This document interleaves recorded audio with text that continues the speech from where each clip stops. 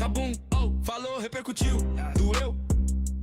É porque é verdade, pra cravar bomba, cabum, cabum. Como foi em bordão oficial, vinheta de corte polêmico. Oh, assinatura de rios e shots, grito de entrada ao vivo. Bomba, bomba, bomba, acabou. Aqui você está no alvo, não. Aqui você está na mira, não. Fofoco, não. É consequência de quem aparece. Aqui não tem filtro, aqui tem palavra, aqui tem verdade. O tempo todo, não quer ser alvo. Não apareça, por quem é visto é lembrado.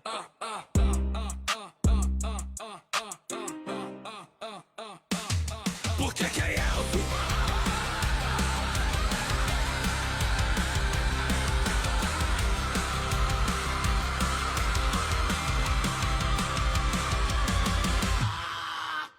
É lembrado.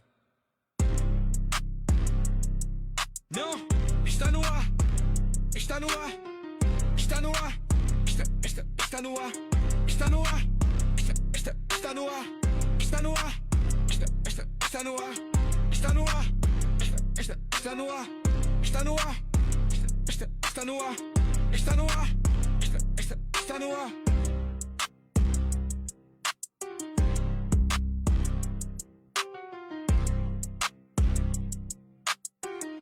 Cabum, cabum, quem aparece vira alvo, quem vira alvo vira pauta. Cabum, cabum, oh, falou, repercutiu, doeu. É porque é verdade, pra cravar bomba, cabum, cabum. Como foi em bordão oficial, vinheta de corte polêmico. Oh, assinatura de rios e shots, grito de entrada ao vivo. Bomba, bomba, bomba, acabou. Aqui você está no alvo, não. Aqui você está na mira, não. Fofoco, não. É consequência de quem aparece. Aqui não tem filtro, aqui tem palavra, aqui tem verdade. O tempo todo, não quer ser alvo. Não apareça, por quem é visto é lembrado.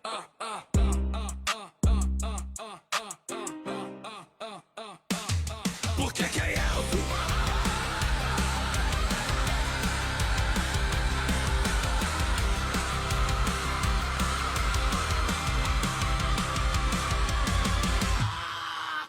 É lembrado. Não, está no ar. Está no ar. Está no ar. Está no ar. Está no ar. Está no ar. Está no ar. Está no ar. Está no ar. Está no ar. Está no ar. Está no ar. Está no ar. Está no ar.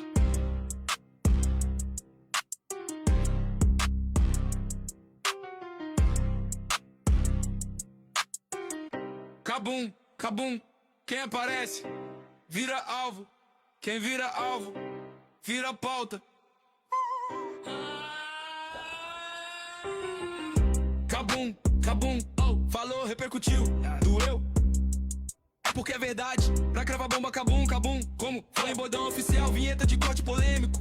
Oh, assinatura de rios e shots, grito de entrada ao vivo. Bomba, bomba, bomba, acabou. Aqui você está no alvo, não. Aqui você está na mira, não. Fofoco, não. É consequência de quem aparece. Aqui não tem filtro, aqui tem palavra, aqui tem verdade.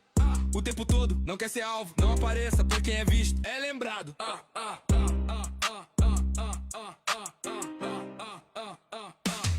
Por que é alto?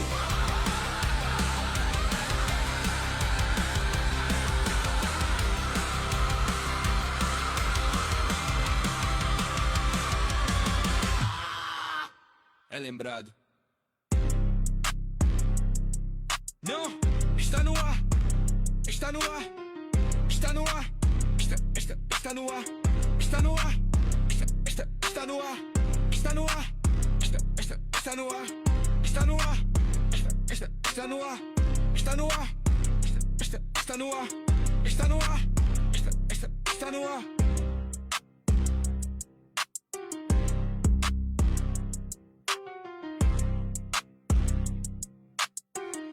Cabum, cabum, quem aparece vira alvo, quem vira alvo vira pauta. Cabum, cabum, oh, falou, repercutiu, doeu.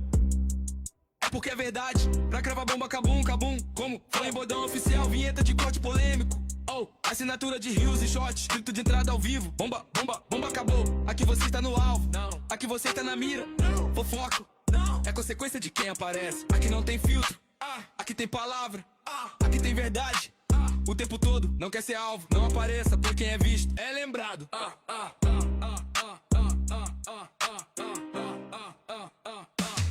Por que é elfo?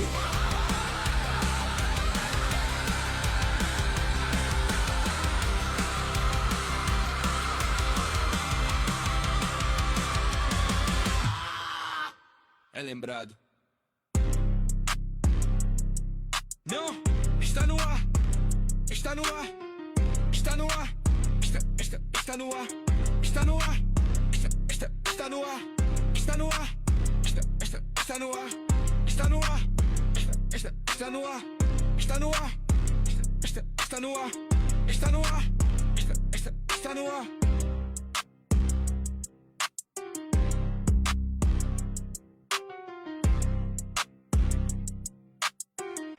Cabum, cabum, quem aparece vira alvo, quem vira alvo vira pauta. Cabum, cabum, falou, repercutiu, doeu. É porque é verdade, pra cravar bomba, cabum, cabum. Como foi em bordão oficial, vinheta de corte polêmico. Assinatura de rios e shots, escrito de entrada ao vivo. Bomba, bomba, bomba acabou. Aqui você está no alvo, aqui você está na mira. Fofoco, é consequência de quem aparece. Aqui não tem filtro, aqui tem palavra, aqui tem verdade. O tempo todo não quer ser alvo, não apareça, por quem é visto é lembrado.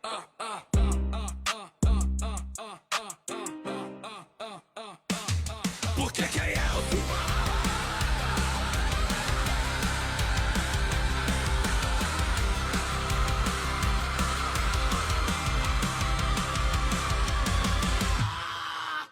É lembrado. Não, está no ar, está no ar, está no ar, está no ar, está no ar, está no ar, está no ar, está no ar, está no ar, está no ar, está no ar, está no ar, está no ar, está no ar.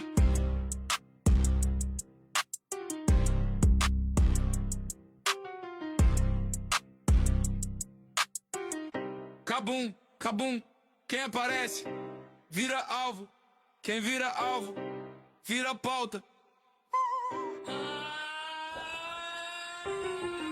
Cabum, cabum, falou, repercutiu, doeu. É porque é verdade, pra cravar bomba, cabum, cabum. Como foi em bordão oficial, vinheta de corte polêmico. Assinatura de rios e shots, escrito de entrada ao vivo. Bomba, bomba, bomba acabou. Aqui você está no alvo, aqui você está na mira. Fofoco, é consequência de quem aparece. Aqui não tem filtro, aqui tem palavra, aqui tem verdade. O tempo todo não quer ser alvo, não apareça, por quem é visto é lembrado.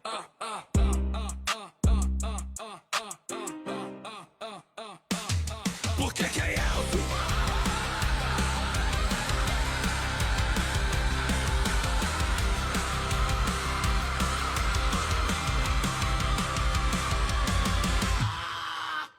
É lembrado.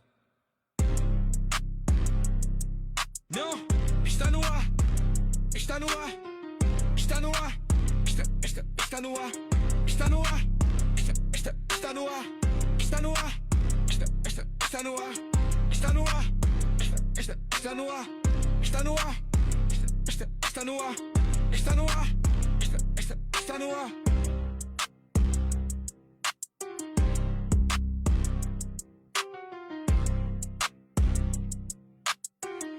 Cabum, cabum, quem aparece vira alvo, quem vira alvo vira pauta.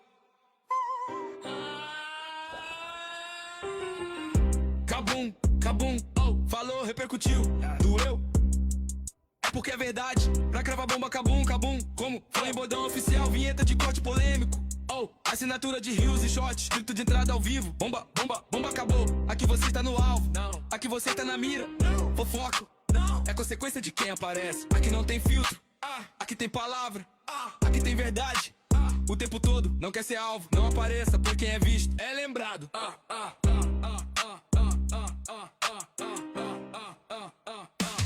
Por que é elfo?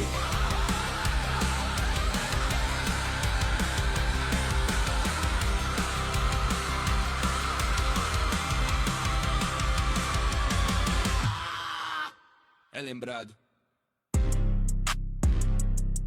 Não, está no ar, está no ar, está no ar, está no ar, está no ar, está no ar, está no ar, está no ar, está no ar, está no ar, está no ar, está no ar, está no ar, está no ar.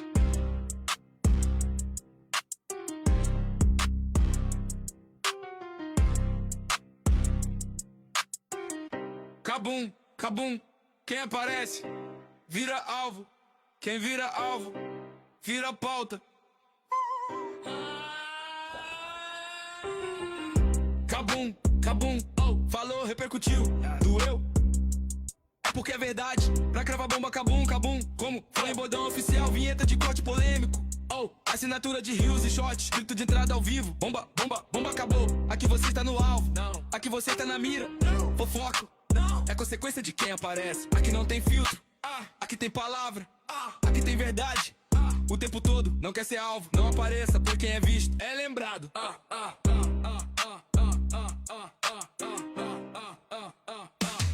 Porque quem é alto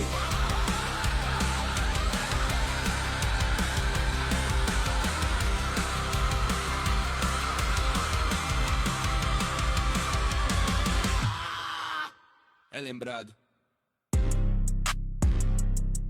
Não, está no ar, está no ar, está no ar, está no ar, está no ar, está no ar, está no ar, está no ar, está no ar, está no ar, está no ar, está no ar, está no ar, está no ar.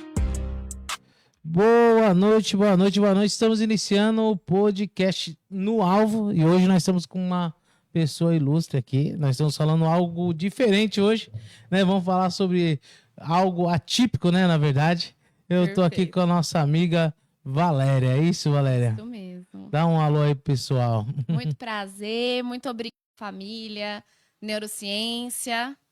Muito legal. Eu já quero aqui mandar um abraço a todos que estão acompanhando. Quero mandar um abraço. Ontem teve a Típico Pod com o Thaís Alves, ela está aqui conectada com a gente. Quero mandar um abraço aqui também, que está aqui já falando como acontecer verdadeiramente a inclusão. Já já vamos falar sobre isso, hein? Tá aqui a Jaqueline Timóteo, Edna, Davi FQN, Lúcia, Leandro, Patrícia. E tem uma galera chegando aqui, comentando, e já peço que vocês compartilhem para levar mais conteúdo para as pessoas aí, tá? Curta, compartilha, né? Assim é o segredinho. Mesmo, curte, compartilhe. Obrigada. Tá certo. Quem é Valéria, então, né? Prazer conhecer, conversamos um pouquinho, mas sim, na correria. Quem é a Valéria? Poxa, a Valéria é uma mulher, mãe, professora que respira neurociência, inclusão, família, né? E profissionalmente iniciei com a pedagogia, mas antes de fazer a pedagogia eu tinha feito uma faculdade de enfermagem que eu não concluí. E aí ficou ali dentro de mim uma quedinha pela área da saúde, eu acho, né? Uma paixão. Fiz a pedagogia porque eu já era professora de línguas, né? Em escola de língua. E depois fiz letras, né? Porque como eu já era professora de línguas, acabei seguindo na área de letras. E com a identificação do meu filho, eu pensei, preciso ajudar meu filho. E aí acabei entrando na neuropsicopedagogia e pensei, não, eu posso ajudar muito mais crianças. Trabalhei como professora de inclusão numa escola de inclusão em Mogi, que é referência em inclusão, né? Legal. E fui coordenadora também em Itaquá. E hoje eu atendo como clínica, né? Neuropsicopedagoga clínica, então eu faço atendimento de 1 a 1, né? De criança por criança. Mas a gente também visita as escolas, faz palestras. Então, hoje eu fui para esse lado por vivenciar. Na verdade, já vivenciei inclusão desde pequena, porque a minha mãe é cadeirante, né? Teve poliomielite infantil. E eu acho que já tudo na nossa vida é um caminho, é um preparo. Sim, é verdade. E parece assim que Deus foi conduzindo as situações para que eu já estivesse preparada para esse mundo. Então, hoje a gente atende aí uma diversidade de identificações e diagnósticos. Tá certo. E você disse que hoje é atuante, né? Sim. No caso, você atende um por um. Como é que você falou que é um por um? É um aluno por vez mesmo? É isso mesmo. Como terapia clínica mesmo, né? Então, a gente atende com horário marcado. Sim. E, na verdade, tudo começa com o processo de avaliação. Sempre começa com o processo de avaliação. Ainda que uma criança chegue para mim já com um laudo, eu preciso fazer uma avaliação para eu saber onde que eu vou intervir. Né? Se essa criança tem um problema com a memória, com a atenção, que tipo? Né? É a memória de trabalho? É a memória episódica? Certo? Sim. É a atenção visual, é a atenção auditiva. Então, o cérebro, eu acho que é o órgão do corpo humano que menos se permitiu nos deixar conhecer, né? Então, a gente sabe muito bem de qualquer órgão do corpo humano, mas o cérebro ainda é muito estudado, ainda é muito investigado. Então, a gente começa com esse processo de avaliação. Daí, eu sabendo o que essa criança me dá, como resposta, daí eu sei onde eu vou intervir. E aí é bem personalizado. Pelo menos o meu trabalho, né? Eu posso dizer que é bem personalizado. Então, a gente estava aqui conversando um pouquinho antes. Eu procuro usar o que a criança gosta para ela desenvolver o que ela precisa, né? Então, por exemplo, tem um paciente que é apaixonado por dinossauros, vamos dizer, né? Mas é uma criança que tem dificuldade com a aprendizagem da leitura escrita, né? Hoje chama transtorno específico de aprendizagem. Antigamente era dislexia, descalculia, hoje a nomenclatura mudou. Então, daí eu trago o mundo dos dinossauros, trago boneco de dinossauro, atividade com dinossauro, desenho com dinossauro, tudo com dinossauro, para eu envolver aquele assunto no que a criança precisa desenvolver. Ou mais ainda, né? Às vezes a gente tem uma criança que ela tem ali uma dificuldade com a aprendizagem, tá? Seja para ler, seja para ter atenção ou para reter a memória, mas é uma criança muito agitada como personalidade, porque nem todo mundo é hiperativo, não sei se você sabe disso. Não. Uma pessoa agitada não significa que é Ela é hiperativa. Né? Às vezes isso é de personalidade e a boa notícia é que não é nada patológico e a má notícia é que não vai mudar, né? Tá certo. Mas aí eu preciso, como que eu vou ajudar essa criança a se concentrar para ler se ela é uma criança que precisa de movimento? Então daí o atendimento é voltado para isso. Então, em vez dela escrever a letra, eu faço a letra no chão para ela caminhar em cima. A gente faz a letra com massinha para ela perceber o tátil. A gente escreve de maneira mais ampla. A gente usa lousa em vez de papel, né? Até que eu consigo ir preparando atividades dela procurar no chão a letra, o número, dela fazer o cálculo, dela observar o som, fazer brincadeiras que mexam o corpo para trabalhar o que ela precisa. Então, todo o atendimento neuropsicopedagógico com a Valéria é muito personalizado. E é demorado esse atendimento? São 50 minutos de sessão. Para a intervenção, durante a avaliação eu posso atender a criança até todos os dias, mas para o processo de intervenção eu preciso ter uma pausa de pelo menos um dia. Né? Então, tem paciente que eu atendo 2 vezes na semana, tem paciente que eu atendo 1 vez. Pode ter até 3 vezes, desde que eu tenha um dia de pausa. Porque quando a gente fala de neurociência, eu falo de neuroplasticidade. Então, eu preciso de um tempo para essa criança absorver o estímulo que eu dei. Tá? Então, por exemplo, a criança tem um problema com a memória operacional. Isso pode ser dentro do TDAH, pode ser dentro da dislexia, isso pode ser dentro do autismo. Eu posso ter isso dentro de vários diagnósticos, mas eu sei que eu tenho que trabalhar a memória operacional dela. Então, ela vai vir para a minha sessão. A minha sessão nunca é uma coisa só, eu não trabalho só a memória naquela sessão. Eu coloco várias atividades para ser uma sessão dinâmica, não ficar cansativa, né?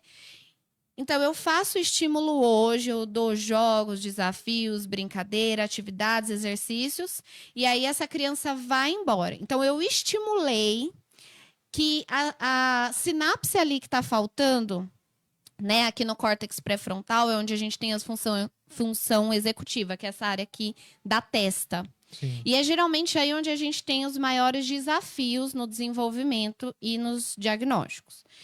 E você já viu aquelas células neurológicas que ela é toda assim, e aí tem uma cobrinha, sim. né? Que é a bainha de mielina. Então, o nosso corpo está cheio dessas células, né? Por todo o corpo. Então, quando a gente tem uma dificuldade, é porque está faltando qualidade nessa sinapse. Então, entre uma célula e outra, a informação, ela não é passada de uma maneira adequada, ou tá faltando conexão entre uma célula e outra. E é isso que a gente faz o estímulo. Então, eu começo a estimular, é como se essa célula começasse a produzir aqui uma nova conexão, uma bainha de mielina ali que vai se conectar com a outra. Então, essa criança vai para casa e ela precisa de um tempo para que o cérebro absorva isso e depois ela volta para eu continuar esse processo. E eu também não posso ficar muito tempo, eu não posso ficar mais de 15 dias sem ver essa criança, porque aquilo que o cérebro não exercita, ele entende que não precisa, então ele deleta, né? Sim. Então, se eu não tiver constância no encontro com a criança, eu também não tenho sucesso na terapia. Tá certo. Deixa eu mandar um abraço aqui pra galera. Tá aqui a minha esposa Adriana Leal assistindo aí. A Patrícia disse... Patrícia Cordeiro disse, eu não vou pra célula, né? Eu acho que ela tinha célula hoje. Ficou com a gente no podcast. O pastor Obrigada. O pastor vai dar uma puxada de orelha. Brincadeira. Tá aqui a Thaís. A Thaís Alves fez uma pergunta. Você atende T21? T21? É. O que é T21? O que ela quis dizer com T21? O que é T21, Thaís? Explica, Thaís, o que é T21 que você pensou? E deixa eu ver quem mais tá aqui com a gente, galera. A Edilene também tá aqui. A Ana Maria disse, eu estou aqui. Tem uma galera aí acompanhando. Beijo. Edilene é minha mãe. Beijo, mãe. Eu sou fruto, claro, do meu lar, né? Dos meus pais, que incentivou, que apoiou e que ensinou, que me preparou, né? Então, beijo pra vocês. Vocês são quem mais tem que colher mesmo frutos, né? Os nossos filhos são o nosso depósito ali. A gente quer que eles vão mais longe, né? Tá certo. Vamos falar um pouquinho de inclusão, né? Tá. Muita gente fala sobre a inclusão, né? Mas poucas pessoas mesmo faz a inclusão. Na verdade, nós Sim. temos bem pouca essa inclusão hoje. Aonde você acha que falha para que não tenha essa inclusão? Olha, sabe onde falha? Falha dentro das famílias. Quando a gente fala de inclusão, a gente fala não só de escola, mas a gente fala inclusão no trabalho, na faculdade, né? A gente fala inclusão, a gente fala até de acessibilidade, né? E uma dificuldade que a gente enfrenta quando eu faço uma visita escolar, às vezes não é o diagnóstico da criança ou a dificuldade do professor se esforçar, mas às vezes a dificuldade da inclusão está nos colegas, né? Então, aqueles colegas que rejeita, que não quer contato, que não quer amizade, a gente vê que isso já vem de uma barreira, muitas vezes ensinada dentro dos lares. Hoje tem se falado mais sobre inclusão e, graças a Deus, espero que daqui para frente a gente fale Sim. bastante sobre isso, para desmistificar, né? Eu falo que todo mundo é capaz de aprender. Mesmo uma pessoa que tem uma deficiência intelectual ou que tem uma síndrome que às vezes impacta a aprendizagem, desenvolvimento, inteligência, todos somos, né, capazes de aprender e desenvolver. Então, eu acho que a inclusão tem que ser falada mesmo, tem que ser levada nos podcasts, tem que ser falada na televisão, tem que ser falada todos os dias e tem que ser falada dentro da sala de aula e dentro de casa. Porque você sabe o que acontece? Wellington, é muito comum quando a gente encontra uma identificação ou um diagnóstico da criança, que a gente fala para a família, os pais falam assim, mas eu sou assim, ou meu esposo, ou a minha esposa é assim. Então, de repente, os pais descobrem um diagnóstico por causa do filho. Então, às vezes a gente pensa que a inclusão é algo muito novo, mas não é, tá dentro da nossa casa. Me lembrei de uma vez que eu tava no shopping com a minha mãe, eu era adolescente, eu não sei se minha mãe lembra. E aproximou uma senhora dela, e minha mãe usa cadeira de rodas. Ela teve poliomielite, ela não tem a força e movimentação das pernas. Mas minha mãe é uma mulher incrível, inteligente, que fez faculdade, tocou piano, se formou na Federal do Rio em piano, né? Fez psicologia. Minha mãe seguiu a vida, isso não impediu. A falta de movimentação nas pernas não impediu ela. E uma vez a gente no shopping, eu estava com ela aguardando o meu pai ou a minha irmã, eu não lembro onde que eles tinham, mas se aproximou uma mulher e começou a falar com ela, gritando assim: "Ô, moça, você precisa de ajuda?" Sei lá o que ela tava falando. Eu sei que eu fiquei olhando assim a moça gritando. Aí, adolescente não tem filtro, né? Quero que vocês saibam, que às vezes você exige muito do seu filho adolescente não tem filtro. Eu virei para ela, pus a mão assim no ombro dela e falei assim: "Moça, o ouvido funciona bem, o que não funciona é a perna, viu?"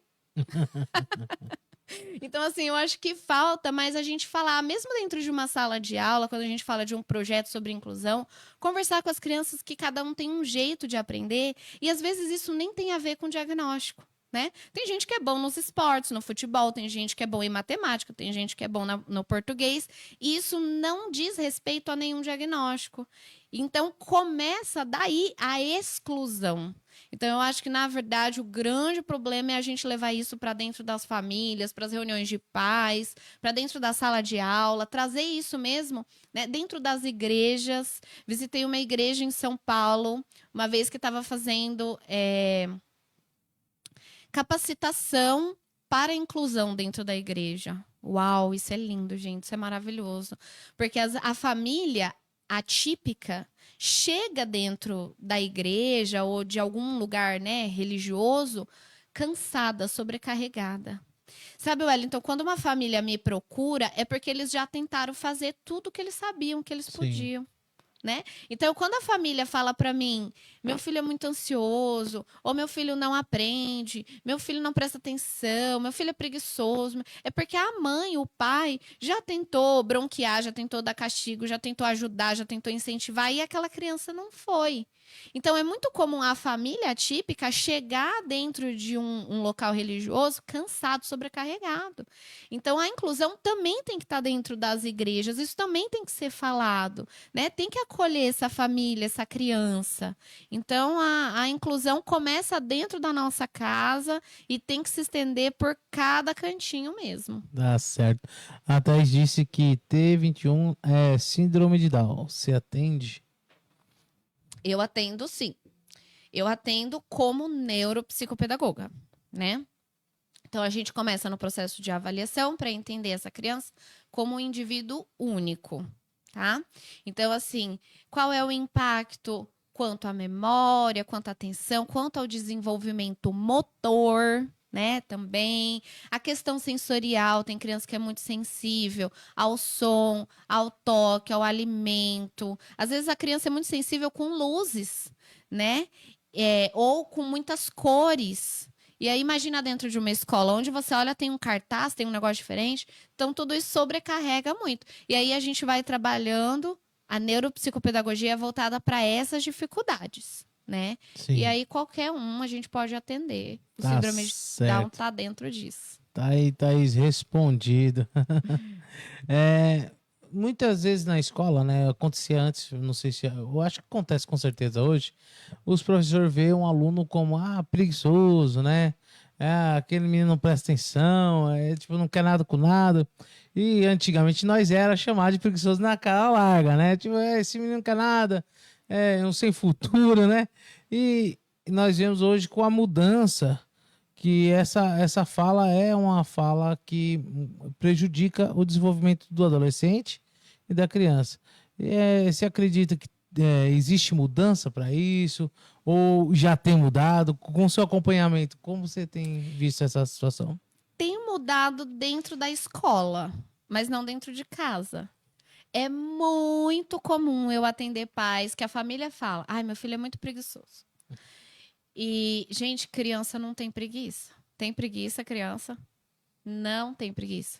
Dá uma bola, um videogame, algo que essa criança goste, ela não tem preguiça. Então, quando existe uma recusa, é porque tem algo de errado dentro dessa criança. Às vezes é um diagnóstico, às vezes é algo emocional, como você falou, né? Às vezes é uma criança que está passando pela separação dos pais, ou por um luto, ou por uma mudança de cidade, por questões que impactam emocionalmente, né? Por algum tipo de abuso. E aí, essa criança se fecha no mundo dela. Então, assim, eu acho que na escola isso já mudou bastante, né? Com a fala com a criança. Mas a gente veio dessa geração, né? Como você falou. Então, assim, Sim. era preguiçoso. E os nossos pais resolviam, né? Na Na chibata dentro de casa, né? Menino, você vai fazer lição? Tá, dava uma chinelada, dava... Se você não comer, você vai tomar uma surra. É isso também. Tudo era resolvido na surra antigamente, né? Hoje a gente tem tido muito mais conhecimento para lidar com isso psicologicamente. Sim. E fica muito claro os traumas e as marcas que isso traz, né, na formação de identidade. Porque eu vejo famílias até falar assim: ah, eu apanhei e não morri. Eu não morri também. Mas você é uma pessoa muito segura de si? Você é muito autoconfiante? Ou isso interferiu na formação de quem você é? Você se sente muitas vezes incapaz, muitas vezes, né? Tem vergonha, às vezes, de falar na frente, porque você foi muito podado. E a surra é uma coisa que poda demais e traz marcas ali, né? Tá certo. Então, eu vejo que hoje mudou bastante questão profissional, mas na verdade a gente veio dessa mentalidade e é natural que a gente reproduza com os nossos filhos a educação que a gente teve. Isso é uma questão natural de Sim. vida, né? Então a gente acaba levando muita coisa, mesmo que a gente não queira, a gente leva muita coisa, né? E isso acontece. Tá certo. Estamos evoluindo. Vou fazer outra pergunta aqui importante. Superdotação é um privilégio ou é um desafio? Superdotação é um desafio. É um desafio, né? Uma vez uma criança respondeu assim, quando um adulto falou: você é superdotado, você tem noção do que isso significa? Eu presenciei a criança responder assim: uma bênção e uma maldição ao mesmo tempo. A superdotação, ela não é vista como um diagnóstico, ela é vista como uma identificação, né?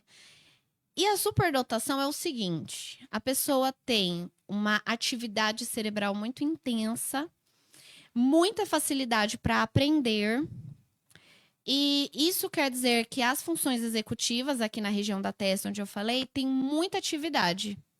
Só que essa área é ligada retinho, assim, ó, ligação direta com a área da amígdala, que é a área que controla o emocional. Então, a mesma intensidade que tem para pensar, tem para sentir. Então, o sofrimento é muito maior. O corpinho tem uma idade, a cabeça tem outra. Isso quando a gente está falando de um superdotado que é só superdotado, que às vezes a gente tem um superdotado com TDAH, com dislexia, com autismo, é mais de uma excepcionalidade, o impacto é maior. Então, assim, tem muita facilidade para aprender, mas é muito comum chegar para a gente no consultório com muita demanda emocional, com ansiedade, com depressão, chega na vida adulta com borderline, com transtorno bipolar, né? Já atendi paciente que teve diagnóstico até de esquizofrenia e era só superdotado. Então, se a criança superdotada não é identificada na infância, ela chega na vida adulta com certeza absoluta trazendo problemas emocionais graves. Então, ao mesmo tempo que ela tem facilidade para lidar com aquela demanda, o cérebro sobrecarrega. Já ouvi superdotado falar assim: eu queria que a minha cabeça parasse, ela não para de pensar, eu não consigo dormir, eu não consigo parar, né? E aí, dentro de uma sala de aula, vamos imaginar aí uma criança de 4 anos que está sendo preparada para o processo de alfabetização, porque essa área no cérebro não está pronta para alfabetização com 4 anos. Está sendo preparada. Então, a professora ali está cantando musiquinhas que rimam, que começam com o mesmo som. Está preparando né, o ouvido dessa criança para entender o mundo da leitura escrita, o superdotado tá lendo e escrevendo. E aí ele se acha um ET naquele mundo. E é muito comum a gente conversar e os superdotados falarem assim, né, se eu sou o único diferente e tá todo mundo pensando diferente, agindo diferente, então eu devo estar errado. Então isso traz também muito problema aí na formação de identidade, na formação de quem eu sou. E aí, para encaixar, o que o superdotado faz? Finge, mascara. Então, assim, vou errar na prova também, porque se eu acertar tudo, nossa, ninguém acerta tudo. Então, eu vou cometer uns erros, né? Quando é superdotado no esporte, alguma coisa assim, na dança, tem esse perfil produtivo criativo, porque nem todo superdotado é acadêmico, né? A gente tem perfis de superdotação. E se é uma pessoa muito produtiva, criativa ou que tem altas habilidades nos esportes ou na dança, como é que ele vai ser tão diferente da idade dele? Então ele finge que errou, ele finge que perdeu a bola, ele finge que errou o passo. E nesse de finge, ele entra em crise. Entende? Entendi. Então, assim, tem um potencial para ser alguém incrível, mas é muito comum superdotados terem graves problemas emocionais e não serem funcionais, não serem alguém muito de destaque. Então, precisa muito. Às vezes a gente fala assim, ele é superdotado, ele vai dar conta. E, na verdade, é muito importante a família ir em busca e dar terapia psicológica. Às vezes tem o superdotado que tem dificuldade na escola, porque a escola é muito repetitiva. A lição de casa é um sofrimento.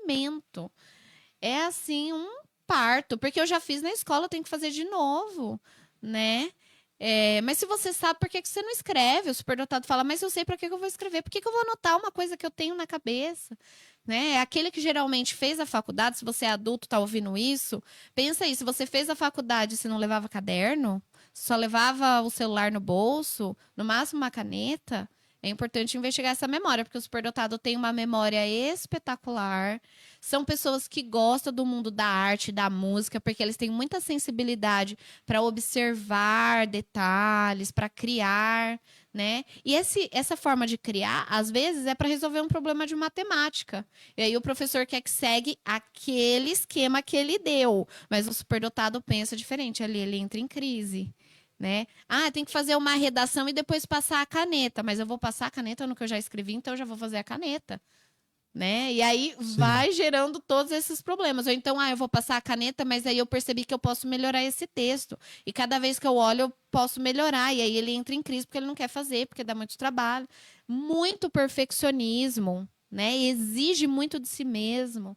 Então, são características da superdotação. Então, assim, é algo que às vezes a gente olha e fala que é bonitinho, porque são crianças que desde cedo surpreendem a gente sendo muito desenrolados para falar, ou fazem coisas muito além da idade, seja nos casos, nem todo superdotado é bom em matemática, né? É importante falar isso, né? Mas às vezes tem muitas habilidades com cálculo, ou uma criança que andou muito cedo e que tem aí habilidade para anda de bicicleta, skate, joga esportes, que tem essa parte motora muito desenvolvida. Então a gente olha, né? A gente de fora, vamos dizer, olha o superdotado só no sucesso que ele tem, mas por dentro ele é assim um turbilhão. O superdotado é um turbilhão.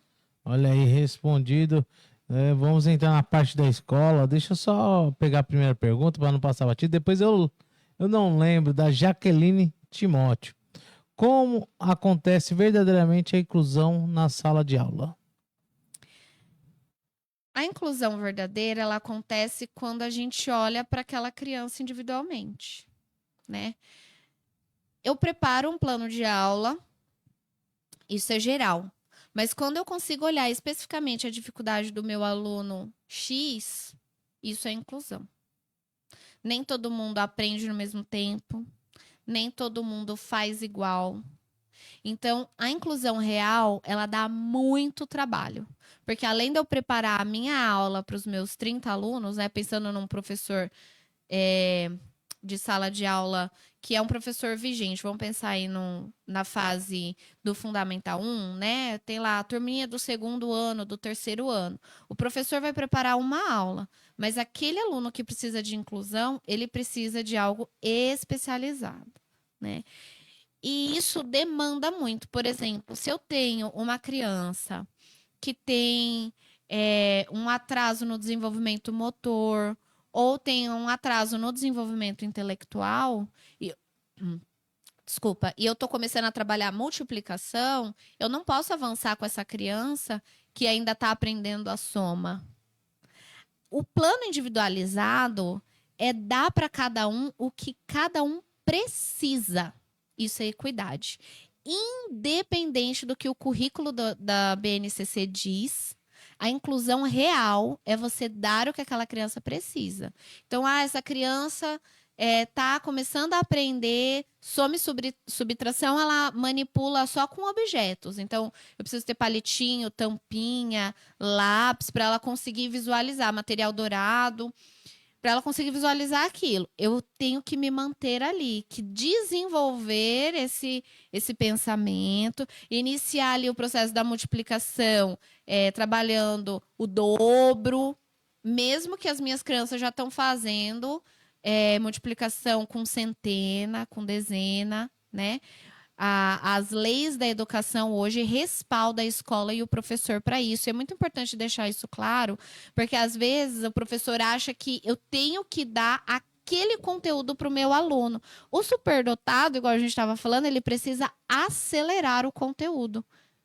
Então, se eu não dou o que o meu aluno precisa, eu deixo ele passar fome intelectual, ou eu dou uma overdose ali de conteúdo, ele também não vai conseguir administrar.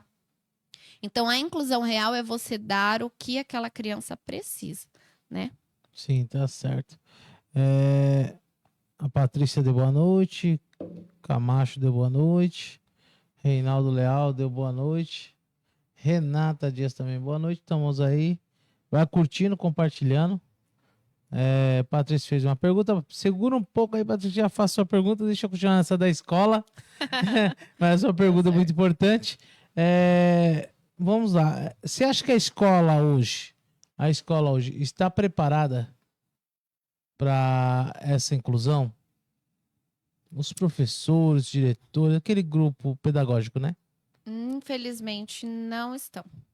Quando a gente pensa num professor, ele vem da educação do ensino superior sem ouvir falar nada ou muito pouco sobre inclusão. Então, a gente também não pode exigir, às vezes, do docente da escola a inclusão que a gente não aprendeu, né? Porque a gente estava conversando aqui antes. Eu entrei no mundo da inclusão depois da identificação do meu filho. E eu já era professora. E eu pensei, nossa, como que eu posso ajudar o meu filho? Então, na verdade, preparado não estamos. E tudo bem. Eu acho que a escola não precisa exigir isso dos seus docentes, da sua equipe. O que a gente precisa hoje é estar aberto. É importante que a escola sempre abra portas para o profissional. A gente estava falando que eu visito sempre a escola. Sim. Quando eu fecho um laudo técnico, né, no processo de avaliação do meu paciente, quando é criança, adolescente em fase escolar, que a avaliação de adultos a gente faz também. Mas eu não faço a intervenção de adulto, eu só participo do processo de avaliação do adulto. Sim. Quando eu vou fazer a devolutiva na escola, eu sempre peço que tenha um professor ali, né?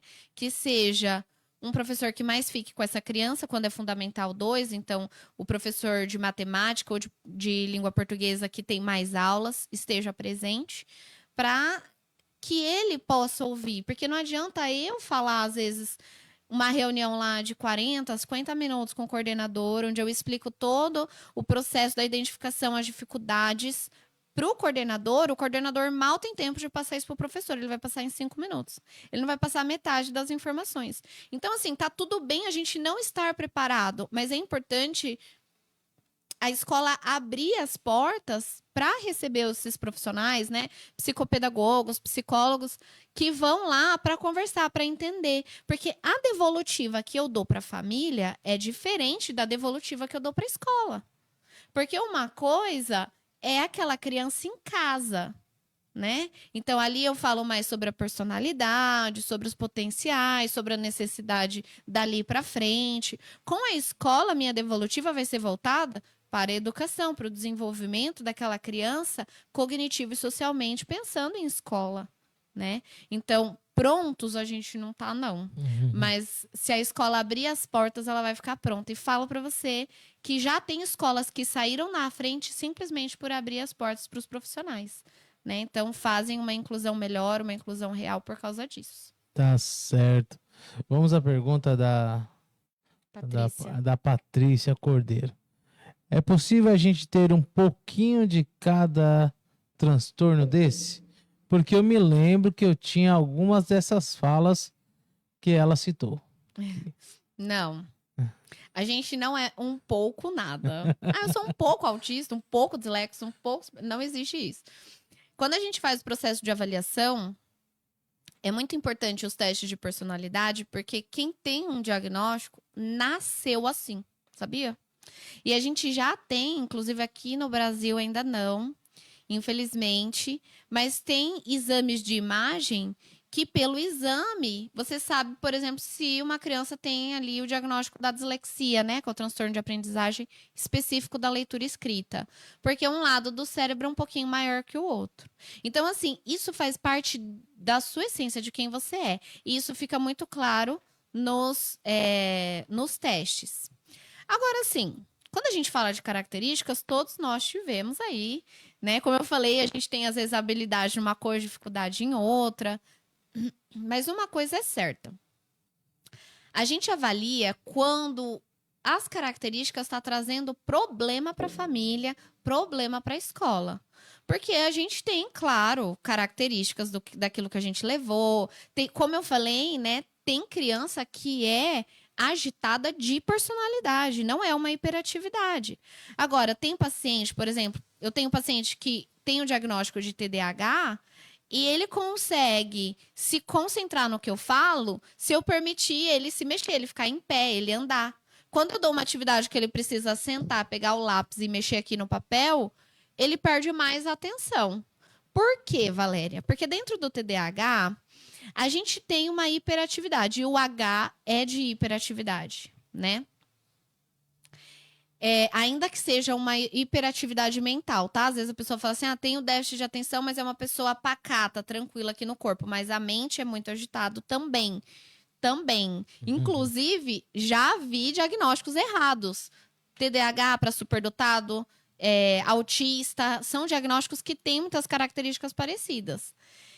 E aí, quando a gente tem o diagnóstico do TDAH, a gente pode ter excesso de alguns neurotransmissores, hormônios, algumas coisas ali que ficam a mais, né? Então, a gente pode ter mais noradrenalina do que o corpo precisa, por exemplo. E aí, o que acontece? Quando a gente, voltando lá naquela célula que a gente falou, Sim. quando a informação é passada de uma célula para outra, por exemplo, sobra muita noradrenalina entre uma célula e outra, fica ali na fenda sináptica. E essa sobra causa essa agitação. Então, é algo neurológico, entende? Sim. Aí eu posso dizer que é uma hiperatividade. Precisa de terapia, de medicação, de suplementação. A gente tem estudos aí de crianças que tiveram melhora sem remédio. E eu, particularmente, sou a favor de que não se dê remédio para a criança, né? Em casos exclusivos, é claro que às vezes a gente tem necessidade, mas eu sou totalmente contra, mas os estudos mostraram melhora com suplementação, e daí precisa, claro, de um médico que te oriente quanto a isso, mas a suplementação foi zinco, DHA, magnésio, e essas crianças tiveram melhora das características do TDAH sem remédio.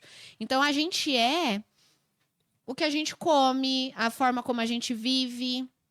Quando eu pergunto para uma família como que é a alimentação dessa criança, e essa família fala para mim que essa criança não come legume, não come fruta, não come carnes, eu sei que é uma criança que vai ter problema no neurodesenvolvimento porque tá faltando qualidade dessa sinapse. Então, se às vezes a gente entra com uma suplementação e daí conversa com seus pediatras, porque na maioria dos casos não tem problema algum tomar suplementação de vitamina quando a criança tem seletividade alimentar, eu já melhoro questões do comportamento, eu melhoro o trabalho intestinal. A gente tem hormônios que são liberados no intestino, não no cérebro, né? Como, por exemplo, Sim. hormônios do bem-estar, né? E aí, se essa criança não come bem, ela não tem um funcionamento intestinal bom, ela fica irritada, ela fica estressada e o problema não é um diagnóstico. O problema é a qualidade na alimentação. Entende? Então, a Interessante. neurociência, ela é tudo isso. Eu não estudo só o cérebro, né? Mas Tem todo que o só nosso o corpo como comportamento geral. Ela disse, a Patrícia Cordeiro, que legal. Gostou da resposta. A Eliane disse, este é um assunto realmente muito desafiador. Verdade. Cada um é único, né? Cada um é único. Isso não significa diagnóstico, né? É a particularidade daquilo que nós somos, daquilo que Deus formou para cada um, do caminho que Deus deu para cada um, né? Não Sim. necessariamente um diagnóstico. Existe... Inclusive, viu, Wellington, Sim. já avaliei crianças que não tinham diagnóstico, que eram aspectos emocionais. Às vezes pensa assim, que todo mundo tem um diagnóstico. Ah, hoje todo mundo tem. Não, não é todo mundo que tem, não. É isso que eu ia perguntar agora. É? Existe diagnósticos errados sendo feitos por falta de avaliação especializadas? Muito, muito. Infelizmente, né? Ou laudos incompletos, né? Onde o profissional aplica poucos testes, também não dá para ver muita coisa. Laudos errados, já peguei laudos inconclusivos, mais de um. Né? A família me procura e fala assim: fiz o processo de avaliação com um determinado profissional, numa determinada clínica, e a profissional me entregou o laudo inconclusivo, sem conclusão. E agora? Ela não sabe o que eu tenho que fazer, nem eu. Né? E eu falo assim, que sabe o que isso significa? Que esse profissional não olhou para essa criança como essa criança merecia e precisava. Porque eu já entreguei, sim, laudos onde eu fecho algumas coisas e deixo outras para avaliar por questões de idade. Tem alguns diagnósticos que têm idade específica para a gente fechar. Por exemplo, a dislexia, né? Antigamente chamada de dislexia. Transtorno específico de aprendizagem. A gente precisa que essa criança já tenha pelo menos uns... Porque até essa idade, essa área do cérebro está sendo formada, tá? Então, se eu avalio uma criança aí de 5, 6, que me trazem características assim, eu posso entregar para a mãe algumas coisas. Eu falo assim, ó, encontrei isso, e presta atenção nisso aqui. Daqui uns 2 anos, vale a pena a gente investigar essa questão, né? Para ver se isso fecha ou não, ou se isso se desenvolveu normalmente, né? Mas, infelizmente, isso vai do olhar, né, de cada um, da escolha dos testes. Mesmo na escolha dos testes, é muito individualizado. Tanto pela idade como pela queixa. Se eu tenho uma família que chega para mim com uma queixa de que a criança não presta atenção, é preguiçoso, não realiza as atividades, tem que repetir várias vezes a mesma coisa, eu vou pensar em determinados testes. Se eu tenho uma família que chega para mim e fala que o filho dela não faz a lição, mas é muito birrento, muito opositor, muito questionador, muito explosivo emocionalmente, eu vou pensar em outros testes. Não dá para eu aplicar tudo igual. Não existe um protocolo, inclusive, não existe um protocolo específico do processo de avaliação. E é por isso que a gente tem bons laudos e laudos, né, que faltam informações, porque não existe algo fechado. Sim. Isso é livre para o profissional. Entendi. Dentro disso, a Jaqueline falou, com abuso de remédio e tratamentos pitoresco, como choques que afetam o cérebro, pode ser prejudicial para a superação do desenvolvimento intelectual. Isso pode ser superado com tratamento e menos invasivo? sempre temos caminhos menos invasivos. Tem mesmo tratamentos que fazem choque, simulam... É choque mesmo na cabeça? Dá choque mesmo. Fiquei curioso. É isso mesmo. E é como se fizesse perdas, né, de células ali para poder regenerar algumas áreas. Eu não sou estudante dessa área específica, não posso dizer muitas coisas, mas já ouvi de pacientes que tiveram sucesso e já ouvi situações que tiveram prejuízo. Então, aí é importante conversar com um profissional que tenha mesmo autoridade nesse assunto para decidir o melhor caminho. Porém, eu sou sempre a favor de tratamentos menos invasivos. Como eu falei, a criança não precisa sempre de remédio. É muito comum, infelizmente, quando a gente entrega um laudo técnico, a gente pede para aquela família procurar um neuropediatra ou um psiquiatra infantil. E é muito comum, principalmente na área da psiquiatria, não todos, tá? Mas é mais comum na área da psiquiatria, quando a família traz um laudo para o profissional passa remédio, né? E às vezes passa bastante remédio, passa bastante coisa. Passa remédio para prestar atenção, para dormir, para um monte de coisa. E aí a gente pensa assim, uma criança já toma um tanto de remédio, o que vai ser dessa criança quando essa criança ficar adulto, né? Porque o remédio, ele pode resolver ali a ponta do iceberg, mas vai trazer problema renal, vai trazer problemas no fígado, vai trazer outros problemas, porque os remédios, eles têm ali produtos químicos, não naturais. Então, se a gente consegue fazer uma terapia com um acompanhamento com homeopatia, né? Uma terapia voltada para esse processo, voltado para neuroplasticidade, uma terapia psicológica, terapia ocupacional, psicomotricista. Se a gente consegue fazer outros caminhos, melhor. Em alguns casos, não tem jeito. A medicação é necessária e a gente vê melhora na medicação. Agora, esses tratamentos de choque que simula, né, esse tipo de situação aí é bem forte mesmo, e daí é importante ouvir até mais de uma opinião para tomar a melhor decisão, né? Tá certo. O Dimas também fez uma pergunta dentro do texto que nós estamos, da pergunta, né, de diagnósticos. Como recuperar um superdotado que foi diagnosticado adulto e tem sérios problemas como diagnóstico errado, internações erradas, problemas emocionais. Como recuperar essa pessoa? Excelente, Dimas. Veja bem, o diagnóstico tardio traz marcas que a gente leva para o resto da vida, né? O nosso cérebro não apaga memórias, mas ele consegue substituir.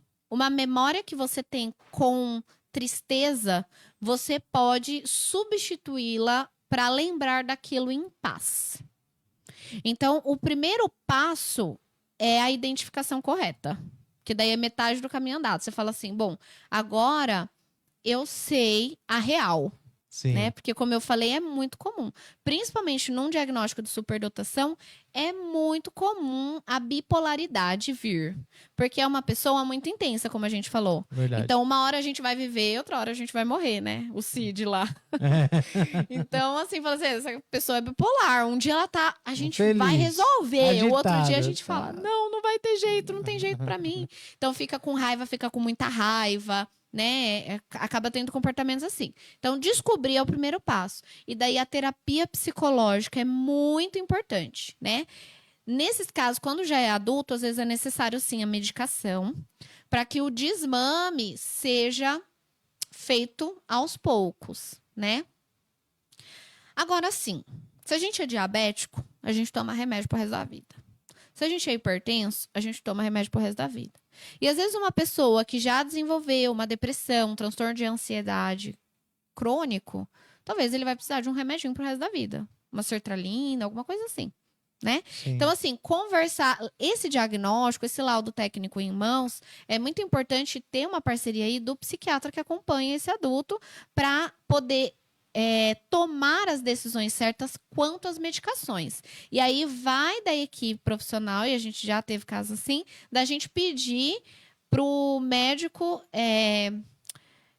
rever as medicações que aquele paciente estava tomando em vista do diagnóstico que a gente tinha ali em mãos.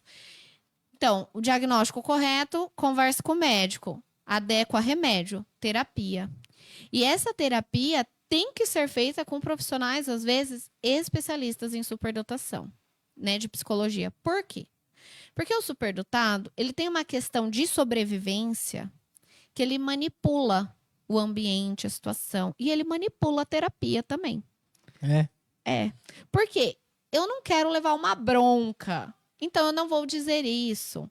Eu não quero que mexa nessa área, então eu não vou dizer isso. Porque o superdotado, ele faz muito rápido as conexões, a leitura do ambiente e tal, e aí ele acaba manipulando nessa questão, entende a dificuldade? Sim. Então tem psicólogos que são especialistas em superdotação, e daí eu acho que quando a gente já tem casos mais graves, de muitas marcas, muitos traumas, que já teve muita coisa assim, é importante procurar, assim, bons especialistas da psicologia, da área da psicologia. E, claro, sempre uma pessoa que o paciente se identifique, né? Que ele se sinta bem, que ele queira ir para terapia e que ele desarme. Porque você tem que estar desarmado, né? Você tem que contar a verdade. Inclusive, às vezes, contar para o terapeuta que você está escondendo algumas situações, né? Que você não quer mexer, mas que talvez você perceba a necessidade. Enfim, é importante ter essa sinceridade. Mas aí eu vou te dizer, Dimas, que não é qualquer profissional que vai conseguir te ajudar. É importante um profissional que tenha aí, às vezes, conhecimento em traumas, né? Que tenha um conhecimento mais profundo para conseguir reelaborar. E lembrei daquele filme Divertidamente, o 1. Já ouviu falar? Já ouvi falar, mas não sei o que é, não. É uma graça, gente. Quem escreveu foi sensacional, porque ele explicou o cérebro para criança. Né? Porque é um filme, um desenho infantil. Assistam, gente. É neurociência em forma de desenho, é maravilhoso. A alegria, né? Porque assim, o filme é o seguinte: vai passando a família, né? O que a família tá vivendo, e fica passando em contrapartida os sentimentos que controlam o cérebro. Né? Então é como se eles estivessem sentados aqui numa mesa de controle na testa, porque como eu falei, as funções executivas é que acabam, né, gerindo tudo isso. E aí tem a mesa lá e as emoções principais, mais importantes ali, que regulam a nossa vida. E durante o filme, a alegria não quer deixar ninguém encostar no controle. Para manter a menina sempre bem, eu tenho que estar alegre, eu tenho que estar alegre, eu tenho que estar alegre, tenho que estar bem. E, na verdade, a gente vê durante o filme, eu não vou contar o final para vocês assistirem, quem não assistiu. Em alguns momentos, a gente vê que tudo o que a menina tinha de memória fica em bolas, como se fossem bolas de cristais, imagens. Porque no nosso cérebro, a gente guarda as nossas memórias, as nossas vivências, como se fossem uma foto mesmo. Né? Então, a gente tem... eu lembro de tal coisa, vem a sua mente uma imagem daquilo que você vivenciou. E toda lembrança que a gente tem de vivência, não uma memória de conteúdo, né, escolar, sim, mas uma memória de vivência, está sempre relacionada a uma sensação, a um sentimento. Então, você gravou aquilo, seu cérebro entendeu que aquilo era importante, guardar aquela memória, porque você sentiu alegria, tristeza, raiva, inveja, enfim. Alguma sensação que foi importante. E daí ele armazena. Então, no filme mostra aquelas bolas de cristais com imagens que tem um pequeno movimento. Como é que chama? GIF, tipo uns GIFs, assim, né? Amarelinha da alegria, azul da tristeza, vermelha da raiva. Cada uma tem uma cor. Então, cada memória foi guardada ali com uma sensação. Olha a neurociência no desenho, gente. Incrível esse desenho. Em alguns momentos... a tristeza, a personagem da tristeza chega e pega algumas bolas. E quando ela toca, aquela memória fica da cor dela, que é azul. Por que isso acontece? Porque a gente consegue pegar uma situação que a gente viveu e transformar a sensação que a gente sentiu naquele dia. Então, coisas que talvez você se lembravam com alegria, hoje você lembra com tristeza, com saudade. E às vezes situações que foram muito traumáticas, que você lembrava antes com muita dor ou com muita raiva, você consegue transformar isso numa situação pacífica de perdão. Por isso que o perdão é algo tão tremendo, tão restaurador, e é para quem dá, não para quem merece. Porque você consegue transformar a sensação que você tinha quando você guardava. Então, a terapia tem que ser voltada para isso, para elaborar a situação que você viveu. E isso é neuroplasticidade. Tá certo, olha aí, ó. Vamos continuar falando sobre mente e memória. Gisele, a Gisele você conhece, né, Gisele? Gisele, mãe de um amiguinho do meu filho. Beijo, Gisele. Ela falou assim: a memória traumática fica registrada onde? No cérebro. E como podemos ressignificá-las? Muito bom. Veja bem, as memórias que a gente tem, ninguém sabe especificamente onde no cérebro elas ficam guardadas. Tanto que quando a gente tem uma lesão cerebral, existem perdas de memórias específicas, né? Teve um caso que ficou muito famoso, que a menina sofreu um acidente em outro país e ela esqueceu a língua materna. Ela só falava na língua aprendida, porque ela falava 2 línguas. Eu acho que era o inglês, era a língua materna, e o francês foi o que ela aprendeu. E quando ela voltou do acidente, ela só falava francês. Então, assim, a gente não sabe exatamente, mas fica no cérebro, né? As nossas memórias de vivências. Porém, se eu falar pra você assim agora, cheiro de café, o que você lembra? Acabei de acordar. Você lembra de uma manhã, você lembra às vezes da casa da avó. Então, assim, ao mesmo tempo que é no cérebro, está espalhado pelos nossos sentidos. É verdade. Né? E quando a gente faz estimulação cognitiva de idosos, por exemplo, a gente trabalha muito com isso. Essa memória episódica, não essa memória de trabalho, mas essas memórias do que eles viveram. Né? Então fica espalhada pelo nosso cérebro, mas pelo nosso corpo todo. Às vezes você passa num lugar que você sente um cheiro ou um certo clima. Sempre quando esfria, eu lembro, porque a sensação térmica ela também te remete às sensações. Agora, como que a gente reelabora uma situação que a gente viveu?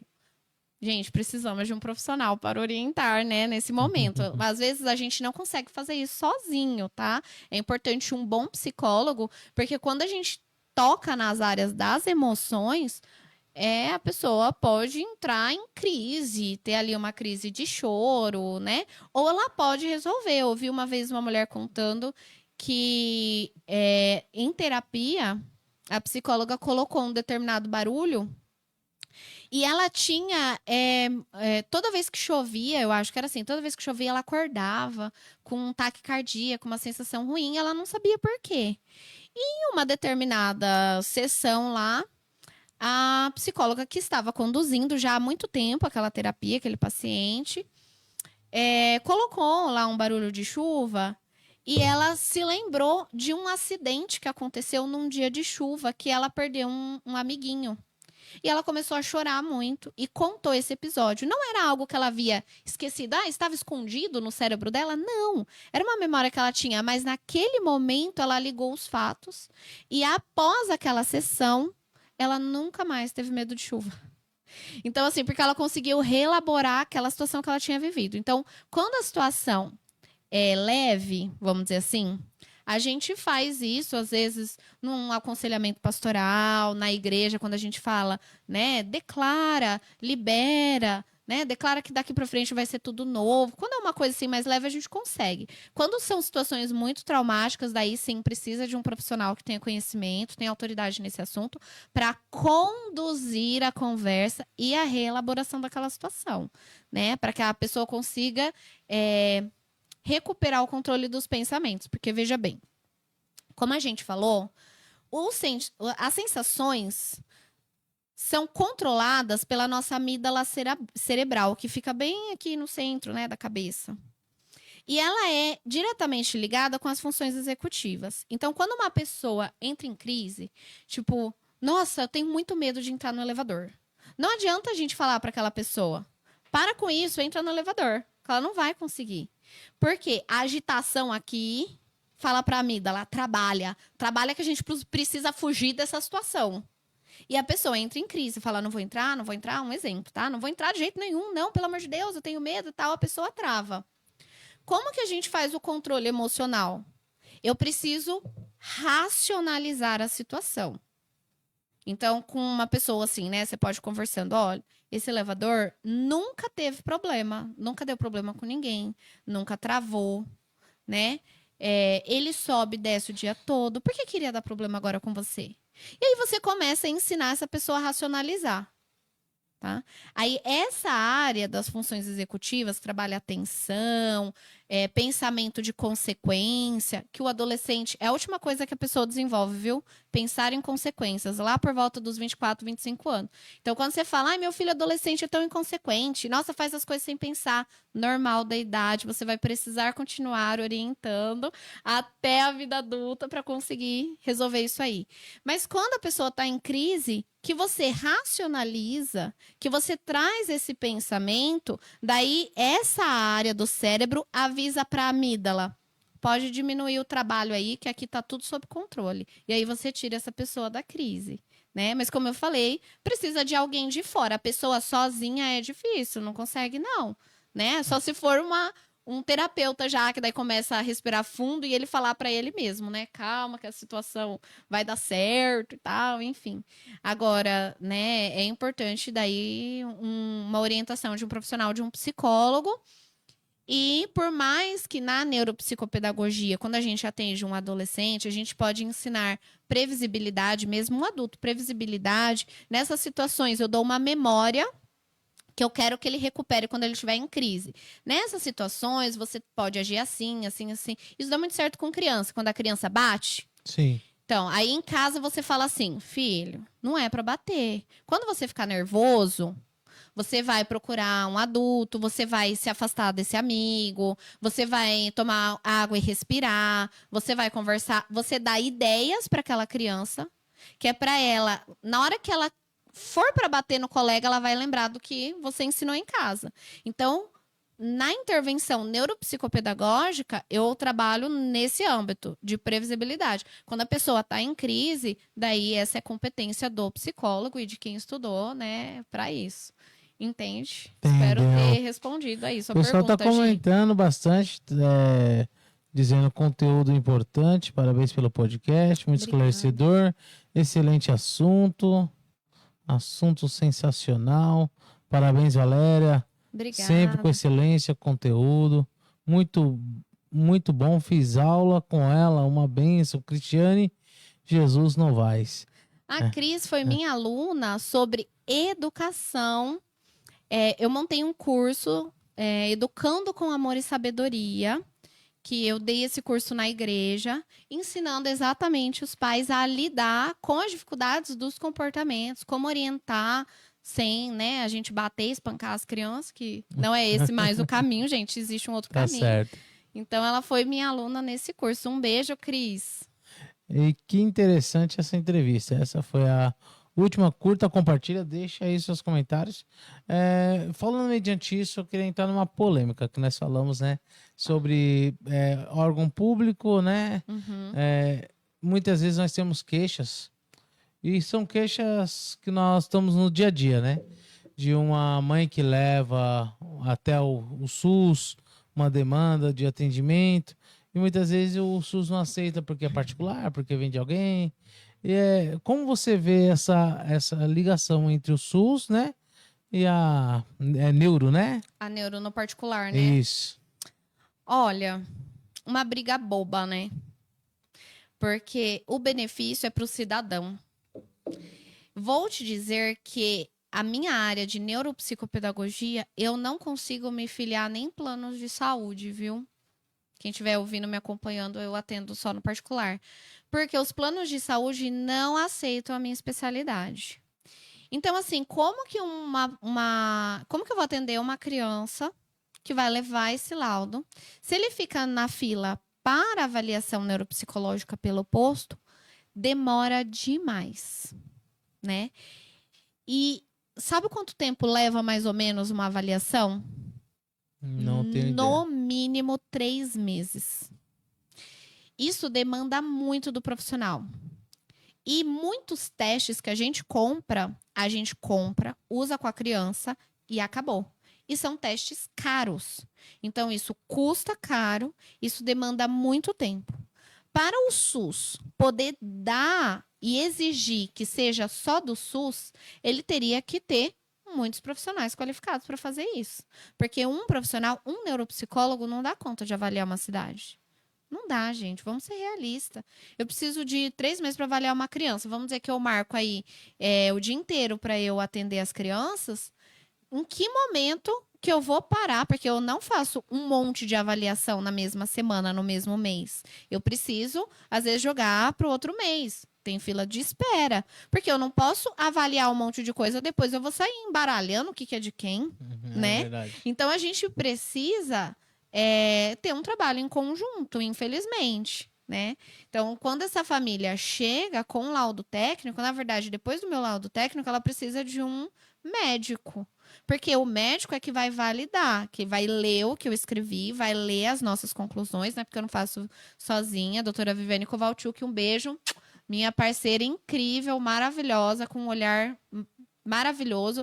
Meu avô falava que semelhante atrai semelhante. E é isso mesmo, a gente anda com gente parecida, né? Quando a gente entrega para uma família, essa família precisa de um médico para dizer lá, o paciente tal é portador de tal CID carimbar. E é importante que esse médico peça as terapias que a gente pediu. Vamos dizer, fono, TO, psicólogo. E aí, é parte do SUS oferecer isso. Eu acredito hoje que não tem a quantidade de profissionais que atualmente as cidades demandam, infelizmente. Por isso essa dificuldade, Por isso né? essa dificuldade. Eu já tenho famílias, inclusive, e não foi só uma nem duas, que já falou para mim que após uma triagem com a psicóloga do posto de saúde, do profissional falar assim: olha, eu tenho casos mais graves, eu não vou te atender. Ué, mas aquela família precisa? Não é uma questão de ser mais grave ou menos grave, né? A gente teria que ter como atender todo mundo. Então, assim, acho que, né, vai aí dos municípios ter um pouco de flexibilidade para aceitar, porque às vezes a família, já teve família de eu atender e a família falar assim: olha, Valéria, eu vou me organizar, vou guardar o meu 13º para eu conseguir fazer a avaliação do meu filho. E não é porque essa família pagou o laudo que ele vai ter condição de manter as terapias, né? Porque, como eu falei, é no particular. E tem família que não consegue, né? Eu tenho famílias que eu faço um preço popular, que a gente faz todo um jogo de cintura quando a gente vê uma extrema necessidade. Mas eu também não posso oferecer um valor popular para todo mundo. Porque, como eu falei, isso demanda um custo meu também, né? Eu compro o teste, eu pago aquele teste e acabou. Então, quem é da Arei sabe que a gente tem testes que custam mais de R$5.000. E aí, como é que eu vou fazer só preço popular? Não dá, né? Mas a gente faz também um trabalho assim. E aí, essa família faz essa organização, né? Por exemplo, junto o 13º, né? Tem uma amiga que ela ganhou uma moto num sorteio, ela vendeu a moto, pegou o dinheiro e pagou a avaliação do filho. Foi no particular, mas como é que essa família agora paga as Vai terapias? continuar, né? É. Por que eu falo isso? Porque na conversa, no bate-papo, lógico, cada um com o seu entender, né? Mas nós temos que pensar na população, na verdade, né? Mas eu já escutei, falar, mas muitas vezes não aceita o particular, porque o particular já vem como se fosse um dossiê pronto, e o médico, eu não vou assumir essa responsabilidade, porque eu tenho que assinar. Você acredita que seria visto por isso ou porque essa dificuldade mesmo? Porque muitas vezes o SUS quer fazer o rastreio, né? atendimento, sim.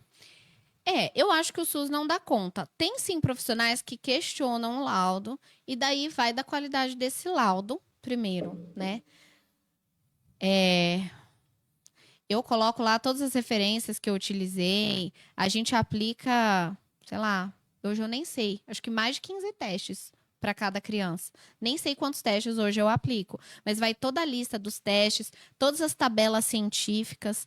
Então, uma vez eu visitei uma escola que o professor falou assim: eu não concordo com o que você está falando.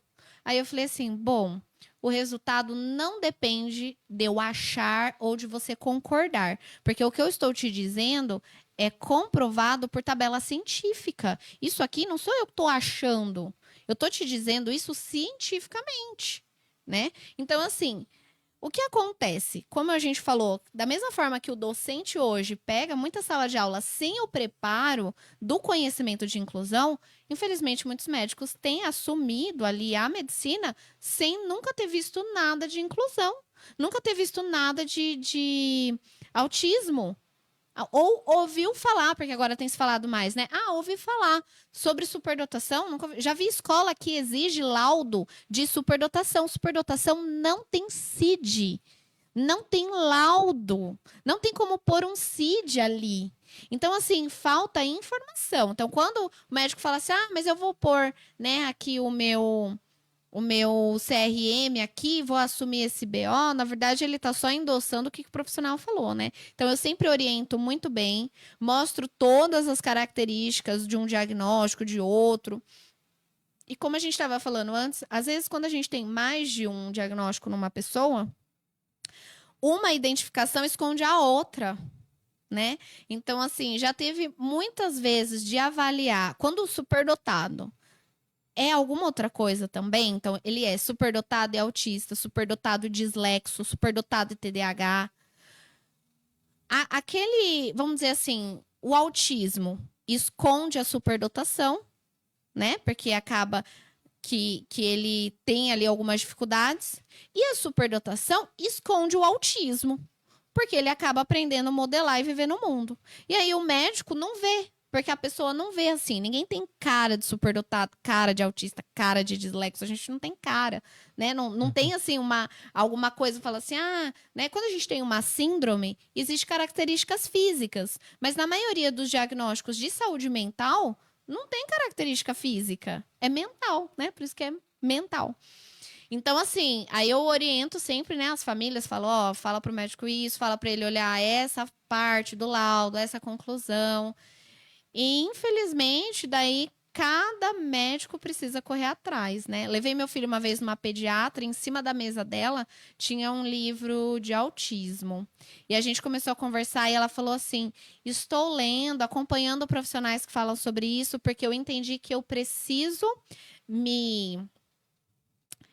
como é que fala assim? Aprofundar, né? Me aprofundar, me atualizar, porque o tratamento de uma criança autista é diferente. Eu preciso suplementar diferente. Eu preciso olhar para essa criança diferente. Ainda que seja nível de suporte 1, né? Que o nível de suporte 1, as pessoas falam que, né, passa batido, passa muito batido. Né? Tenho amigos, conhecidos que descobriu já adulto que era autista. Mas descobre com depressão profunda, descobre sempre com aspectos emocionais muito latentes. Porque aquela pessoa tentou se encaixar a vida toda e não conseguiu. Então, chega na vida adulta com muitos problemas. Né? Então, geralmente falta conhecimento da parte dos médicos quando tem esse tipo de postura. Né? Entendi. Estamos aí, galera. 1h25 já de bate-papo. Voa, né? Meu Deus! Alexandre e Valéria. É sobre este curso Pedagogia com Amor. Educando com amor, né? Educando com Amor? Educando com amor e sabedoria. Quer dizer que você dá na igreja esses cursos? Sim, não é restrito, né, na igreja, mas foi ali que a gente teve um espaço, posso dar o curso em outro lugar. Mas é importante dizer que, por ser uma mulher cristã evangélica, eu peguei a Bíblia um dia e eu falei assim, não é possível que esse livro tão incrível não me ensine a cuidar do meu filho, né, sem gritar, bater.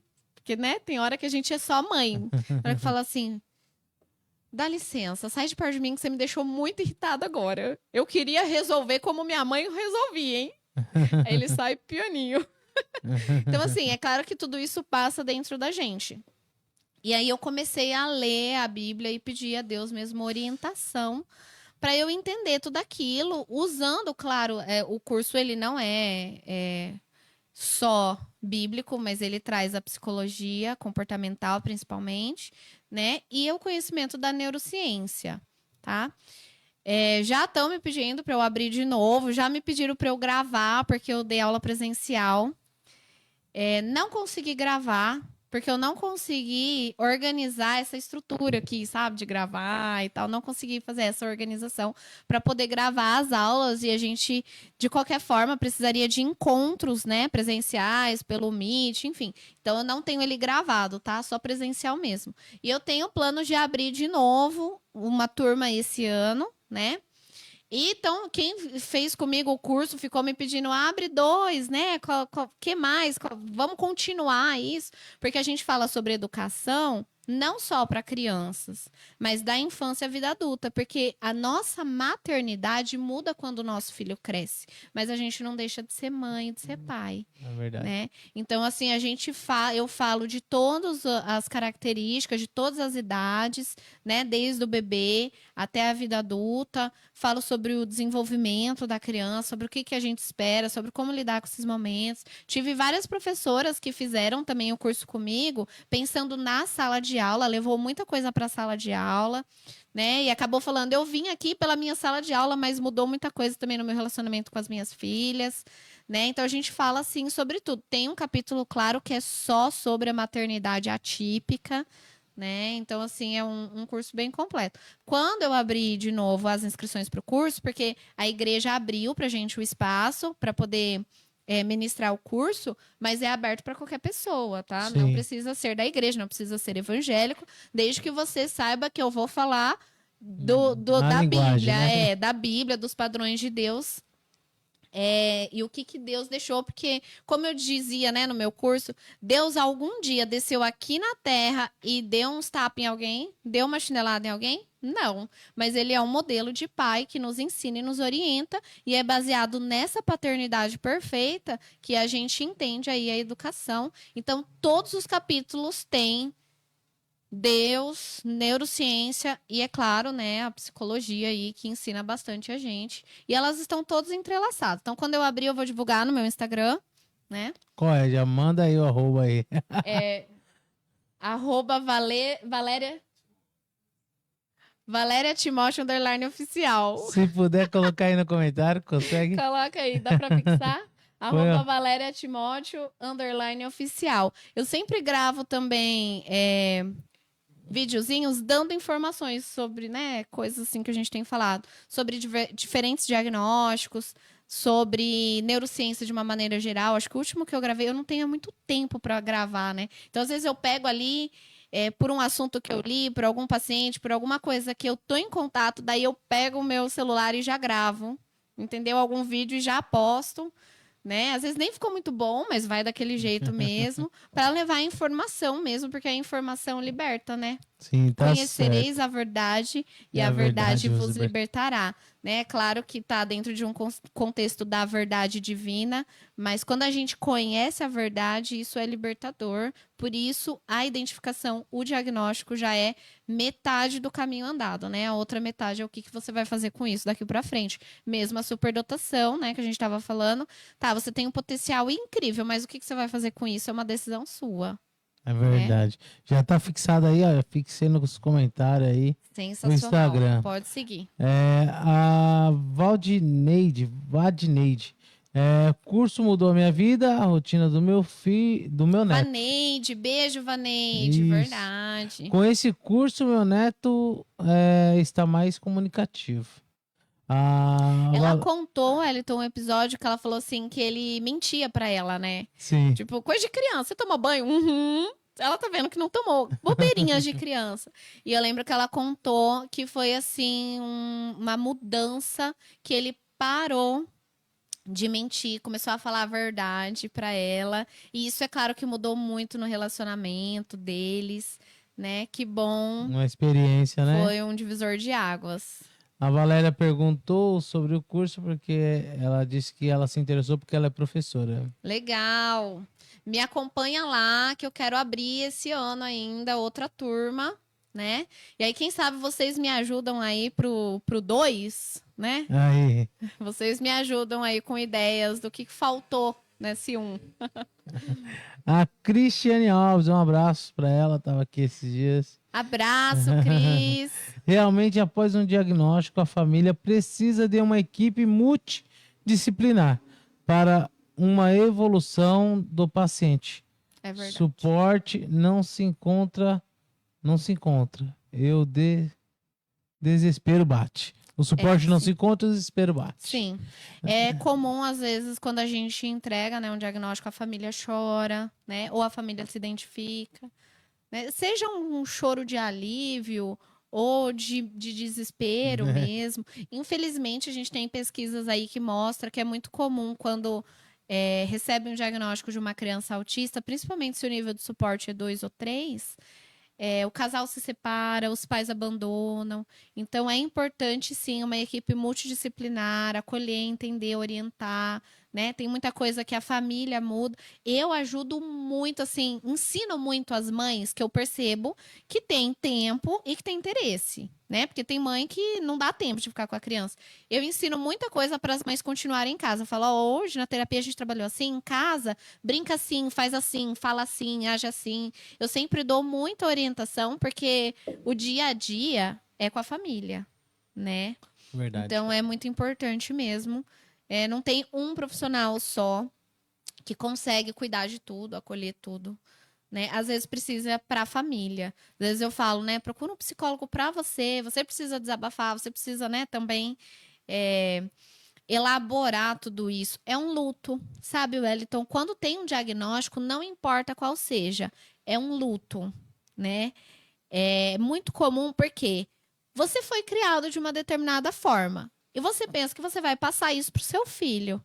Então, quando você descobre que seu filho tem um diagnóstico e que você não vai poder reproduzir aquilo, você tem uma perda ali. Você não pode mais passar o seu legado. Você não pode mais levar o jeito que você aprendeu. Aquele jeito não dá certo. Muitas vezes é um diagnóstico, né? Como você estava falando da síndrome de Down. Às vezes tem um impacto até na funcionalidade daquela criança, daquele bebezinho que está chegando ao mundo. Então a família criou expectativas de que aquela criança cresça, se case, seja um profissional. E nada daquilo às vezes é possível dependendo do diagnóstico. Então é um luto mesmo, é a morte de sonhos, de projetos, de plano. Então é muito importante ter esse olhar cuidadoso quando a gente vai entregar um laudo. E quando eu vou fazer uma entrega de laudo, eu sempre marco com mais de 1 hora de espaço na minha agenda, né? Nem que seja o último paciente, que eu saia mais tarde, não tem problema, porque eu não quero ter pressa. Tipo, é isso aqui, tchau, acabou, sabe? Eu gosto de conversar, de ouvir a família traz muitos questionamentos, né? A família fala muitas situações, às vezes um choro de alívio. Tipo, ufa, agora eu sei para onde eu vou, o que eu vou fazer, né? Então, é necessário mesmo uma equipe. Às vezes eu dou a devolutiva sozinha, mas geralmente a doutora Viviane está comigo, né? Que é a psicóloga. Sim. Consegue aí ajudar a gente nessas questões. Legal. Vamos lá. Antes de eu fazer as 2 últimas e dar a consideração final, que é aí onde você complementa talvez aquilo que nós não falamos ainda, né? Eu queria só tirar uma dúvida sobre o autismo, né?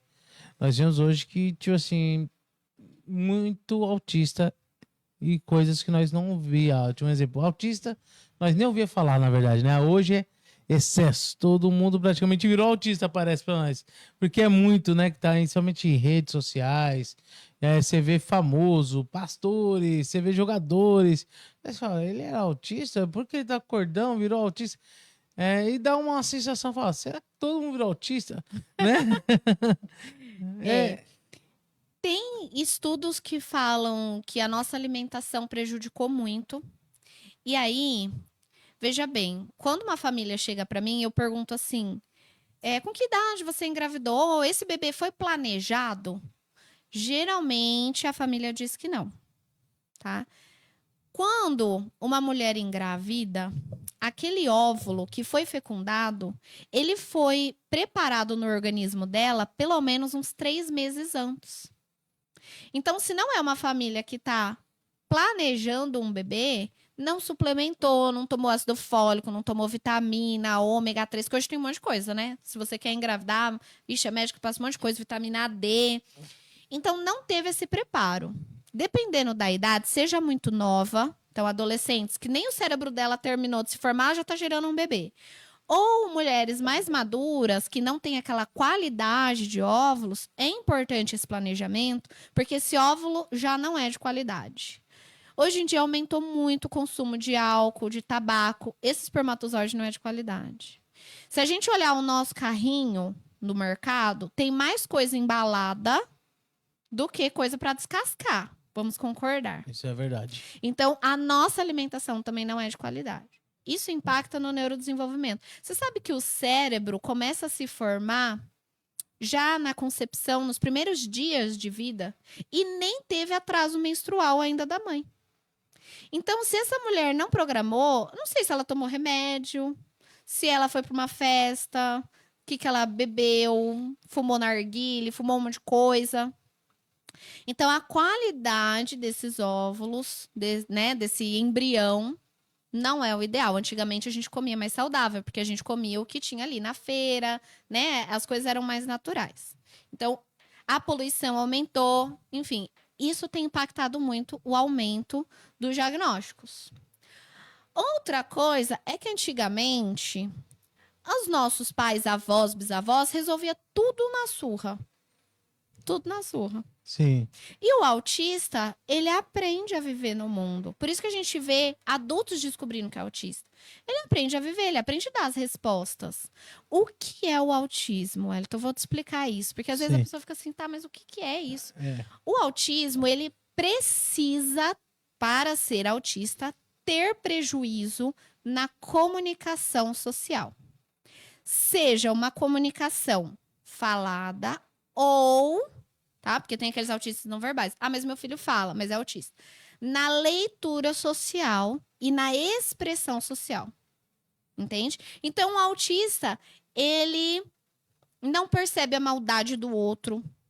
Ele não... As pessoas prejudicam ele e ele acredita na bondade das pessoas.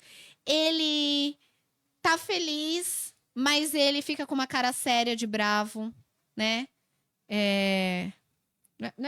Qual que é o personagem? É o Snoopy? Que tá sempre com a mesma cara? Né? Vocês conhecem alguém assim que tá sempre com a mesma cara? Ele feliz, ele triste, ele bravo. Então, tem a dificuldade com a comunicação social não exclusivamente falada. São pessoas que têm dificuldade para falar daquilo que ele sente, daquilo que ele percebeu, e às vezes faz a leitura do ambiente da família errada. Às vezes ele entende que tá tendo uma briga, e às vezes foi só os pais que falou alto, ou que, tipo assim, poxa, você deixou isso aqui, não sei o que, não sei o que, e a criança autista, ou o filho, né, o adolescente autista, fala assim, meu pai e minha mãe só briga. E às vezes não é uma coisa do dia a dia. Então, assim, o autismo tem que ter prejuízo nessa comunicação social, seja falada ou nessa expressão, na leitura social. Não impacta nada a inteligência, o autismo. Não traz prejuízo de inteligência. Então, ele cresce, ele segue a vida. Nível de suporte 1. Né? Quando a gente tem um nível de suporte maior, daí já trouxe prejuízo no desenvolvimento intelectual, na fala, no desenvolvimento, às vezes, né, ali da parte orofacial mesmo, de linguagem. Então, existem outros impactos mais graves e geralmente não é o autismo puro, tem alguma coisa junto ali nesse desenvolvimento. E minha mãe falava assim, que antigamente toda a família tinha um doido, um bobo. Eu acredito que eram os autistas. Entende? Porque isso, né, acaba que é geneticamente. Então, o autismo, ele tem esse impacto da vida que a gente leva, mas ele é muito genético também. Sim. Então, é muito comum num diagnóstico falar, mas o pai é assim, ou a mãe é assim, ou a avó, ou a tia. Nossa, ele parece muito com a tia. Às vezes com o avô, né? Às vezes não são os pais, mas traz aquele gene. Então... é chamado transtorno do espectro autista. Então, quando a gente fala de espectro, a gente fala de uma coisa muito ampla. Mas para eu dizer que é autista, tem que ter um prejuízo na comunicação social.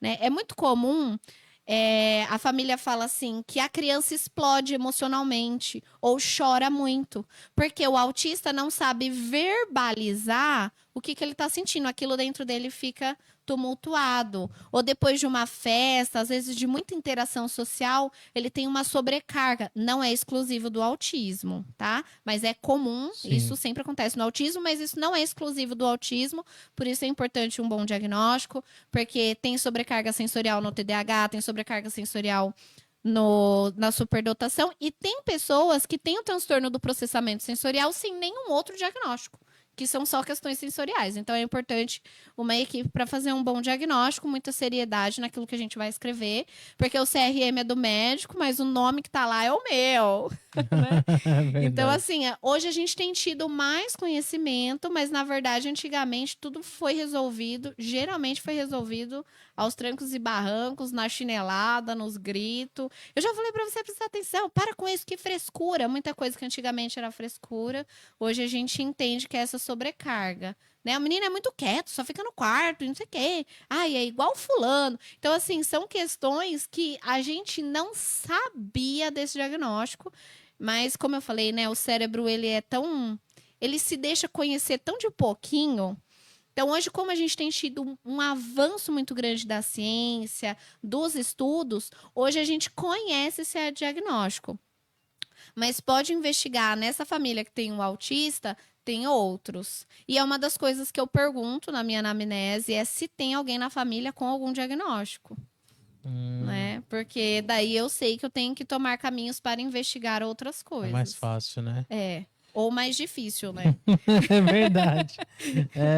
Vamos lá, a nossa última pergunta, antes da consideração, e tem um... Vou fazer a última pergunta também da Renata, vai. É por isso que eu falo, é uma horinha se estende. Porque... Se estende, Que alerta você deixaria para os pais que se sente como se algo não tivesse muito certo no seu filho? Vale a pena conversar com algum profissional.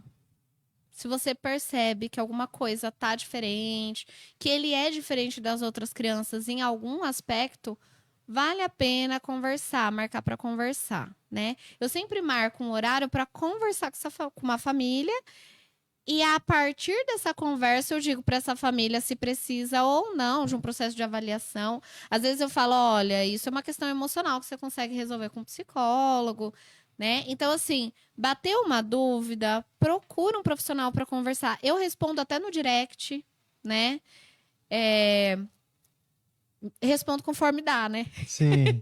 Porque às vezes a demanda é grande. Às vezes eu levo, né? Mesmo na nossa conversa, eles mandavam mensagem num dia, eu respondia no outro. Porque tá igual. vai conforme dá. Mas eu respondo, atendo todas as famílias, ninguém fica sem resposta. Porque assim, se bater uma dúvida, né? Por que não conversar, perguntar, investigar? Uma vez conversei com uma moça e ela tinha adotado uma criança e ela me trouxe algumas coisas que eu falava assim, mas isso é normal de criança. Mas isso é normal de criança. Às vezes a gente acha que tem alguma coisa errado e não tem, né? Então, se tem alguma dúvida, vale a pena, sim, conversar com algum profissional. Às vezes o médico, o pediatra, o neuropediatra, eles têm pressa.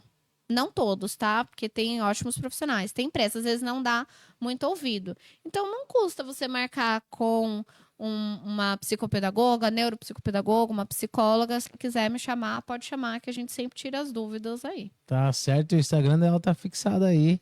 Pode já segue lá. E a Renata Dias, essa aí é a última. Vou deixar a Renata fazer a última pergunta do dia. Tá Ou melhor, da noite, né? Da noite. Pode falar sobre a importância da conscientização e o apoio para a pessoa com dislexia? Olha, o dislexo era aquele que o pessoal falava assim, ele é burro, ele não aprende a ler. Antigamente era isso, né? Sim. Até fazendo outro dia conexões que meu avô, por parte de pai, já faleceu. Meu avô fugia da escola, amarrava a professora no pé da mesa, fugia da escola. E, na verdade, ele aprendeu a ler um pouquinho já adulto, que a minha avó foi ajudando ele, ensinando ele. Eles já eram casados. Ele não se lembrava, por exemplo, ele não sabia cantar nenhuma música. Isso é uma característica da dislexia, sabe? Não decora as músicas, não faz sentido, não sabe rimar. Nem o louvor da igreja decora. Não, tem que ler, né? Tem que ler toda vez.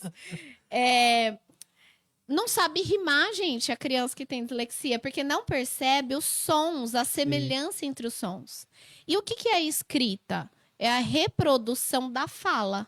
Para cada som da fala, inventaram um símbolo, né? Sim. Agora, andar, engatinhar, falar é algo natural. A gente vai aprendendo com a vida. Ler e escrever não, é algo inventado, precisa ser ensinado, né? Então, assim, seu filho está tendo dificuldade na alfabetização, procura ajuda. Porque você previne prejuízos. Já atendi crianças que já estavam quarto ano, que já era para estar no quinto, crianças que foram reprovadas. E quando a gente faz o processo de avaliação, a criança é dislexa. Isso, né? Hoje em dia, deixo claro que hoje em dia não usa mais dislexia, é transtorno de aprendizagem específica. Mas isso é tão grave porque a criança vai se sentindo muito incapaz. Isso traz problemas emocionais muito grandes. Então, assim, gente, não pense nunca que seu filho tem preguiça ou que seu filho é burro porque ele aprendeu a engatinhar, andar. Não existe isso. Ah, meu filho não aprende. Aprende. Todo mundo aprende. Se ele tem tido uma dificuldade no desenvolvimento, na escola, procura um profissional, sabe? Às vezes, já atendi famílias que a família já tinha pagado aula de reforço e a criança não tinha se alfabetizado. Alguma coisa está errada, né? E aí, quando a gente faz o processo de investigação, a gente encontra um transtorno de aprendizagem. Não impacta a inteligência, a dislexia. A pessoa é inteligente normal. Os testes de inteligência é normal, né? Tem ali um bom QI, às vezes tem até bons QIs, né? Aí uma criança que pontua 100 de QI. Então, você vê que é uma criança inteligente. É uma dificuldade específica. E como não tem problema de inteligência, ele percebe o mundo, ele percebe a diferença dele e dos amigos. Então, é comum a criança se esquivar das atividades, né? Ou inventar a palavra.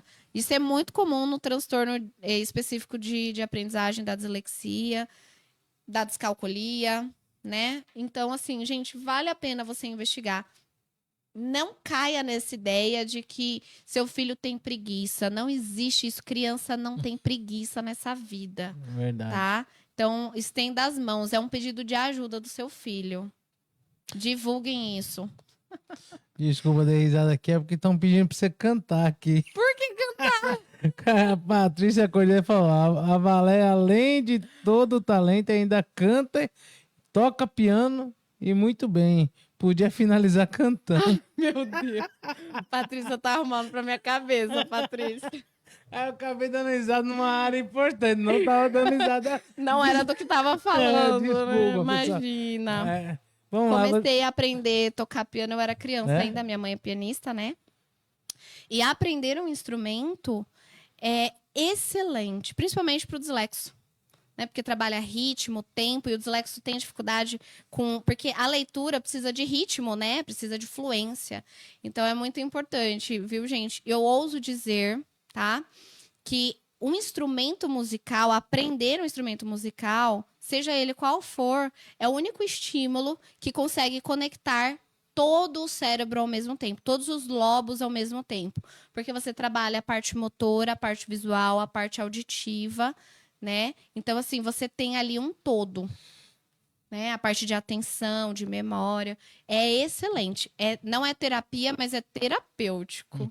Tá certo. Né? Não é terapia, mas é terapêutico. Eu gostei da fala. O pessoal tudo pedindo. Renato, querendo que você canta. Pronto. Não sei nem o que eu vou cantar, gente. Mas vamos lá, vamos deixar as suas considerações finais. E se quiser terminar cantando, fica à vontade, viu? Tá certo. Obrigada, gente, que vocês me acompanharam aí mais de uma hora, né? Se você gostou, se isso fez sentido, se levou informação, compartilhem mesmo, porque isso pode transformar vidas, já tem transformado. Entrei para a clínica por perceber o potencial de transformar mesmo vidas, né? E então compartilhem, porque a informação pode trazer um norte, uma orientação. Uma vez, um pai falou assim para mim: mas você não acha que um laudo é um rótulo? E eu falei pra ele, não, é um norte. Porque a partir dali você sabe o que seu filho precisa, a partir dali você sabe como estender as mãos, né? Tem famílias que optam em não contar para a criança o diagnóstico e tá tudo bem, né? A gente vai levando aí na terapia, apesar de sempre em algum momento ele vai precisar saber. E então, assim, levem isso, né? E saiba que nem todo mundo tem diagnóstico, tem questões que são emocionais, são questões da nossa vida. Tem gente que é mais sensível, tem gente que é bom com uma coisa ou com outra. E isso não define, não é porque você tem uma dificuldade que você tem um diagnóstico, ou porque você é bom numa coisa que você, né, tem ali altas habilidades, né? A maioria da população é típica, né? E tá tudo bem. E eu acho que é parte nossa, é incluir o diferente mesmo, trazer aí uma leveza. Ainda bem Meu que não Deus. sai. Não Não. sai, a gente fez um barulhão aqui. Trazer essa leveza pro conhecimento, pra vida do próximo. Isso é uma inclusão, né? Tem uma amiga que uma vez ela falou assim, ela é uma mulher autista, e uma vez ela falou assim pra mim, com você eu me sinto normal. E eu acho que isso é inclusão real, sabe? Quando a gente não coloca sobre o outro nenhuma cobrança, sabe? Tá tudo bem a gente ser do jeito que a gente é. Porque ninguém é quadradinho, gente, né? A gente tem os nossos momentos de chilique, de nervoso, de dificuldade. E isso não tá relacionado a nenhum diagnóstico. Então, assim, Sim. tá tudo bem. Mas sentiu uma dificuldade, bateu uma dúvida, procure também. Não tenha preconceito, sabe? Com isso. Porque um diagnóstico pode ser um norte. Tá Tá certo? É pra cantar Vai agora? cantar? Vou cantar uma música antiga que deve ter bastante gente que conhece, então. Fala assim: a único que é digno de receber a honra e a glória, a força e o poder. Ao Deus eterno, imortal, invisível, mais real, a Ele ministramos o louvor e que toda glória, toda honra seja a Deus, porque todo dom, todo talento vem dele. É isso. Aí, quero só agradecer a família que veio. Nem perguntei o nome do seu esposo, desculpa. Leandro, Leandro, Deus abençoe o Leandro, Deus meu maior abençoe. incentivador, viu? Ah, parceiro, né? A família é a base, né? Ele que me incentivou muito, Elton. Ele falava assim: não, você é muito boa, você tem potencial. Sim. Vai lá, corre, você é capaz, vai fazer, entrega currículo e tal, né? E ele que me deu o pontapé, digo que é meu. Se eu cheguei aqui, ele tem grande parte nisso. É, tá certo. A família é a base. É verdade. Quero agradecer a todos que ficaram com a gente até aqui, ó. Estamos aí, ó. 1h e 54 minutos de bate-papo, né? Meu Deus. Obrigada, A gente. Patrícia falou, eu falei que ela canta muito. A Renata diz canta. E a galera tá aqui Obrigada, se gente. despedindo. Valéria, espero que você tenha gostado. Muito, foi Eu ótimo. eu pus um tema muito, né, do podcast no alvo, né? Mas é bem. As pessoas falam, nossa, vai me enquadrar lá. Não, mas é um bate-papo. É Eu gosto de ótimo. conversar, eu gosto de esclarecer, né? Depois desse vídeo, mais pessoas vão ver e vai É se verdade. multiplicando. E fora os cortes, né? Que vai vindo e vai Sim. trazendo conhecimento. É verdade. Tá? Estamos sempre de portas abertas. Se você quiser falar mais alguma coisa sobre o local, onde te achar, você também pode falar agora. Eu tô no Jardim Castelo, em Ferraz de Vasconcelos, mas eu só atendo com horário marcado. Então vale a pena você me chamar no direct, né? E aí pegar meu contato e daí a gente agenda, tá? Mas eu atendo no Jardim do Castelo, em Ferraz de Vasconcelos, com horário marcado. Tudo personalizado, porque a gente prioriza muita qualidade. Meu telefone é boa ideia. Posso deixar? Pode deixar, pega ali. Então é 011. Não, eu sei, de cor. O telefone eu sei. É 011 99178 7634. 99178 7634, tá? Tá ok? Chama ela aí. De segunda a sexta, das 8 às 18. Chama lá e vai ser bem atendido. Tenho certeza que já tenho referência, né? Porque eu trabalho com uma Gisele que trabalha lá e ela Já passa... atendi a família, é verdade. É uma referência, tá? Beijo, Gisele. Deve estar acompanhando também. Tá aqui. Obrigada, viu? Eu quero agradecer a todos. Então, estamos encerrando nosso podcast no Alvo. Na próxima semana vamos já disparar os próximos cartazes aí. Curta, compartilha, segue nós aí, dá essa força, essa certo. moralzinha aí, ó. Isso O mesmo. Instagram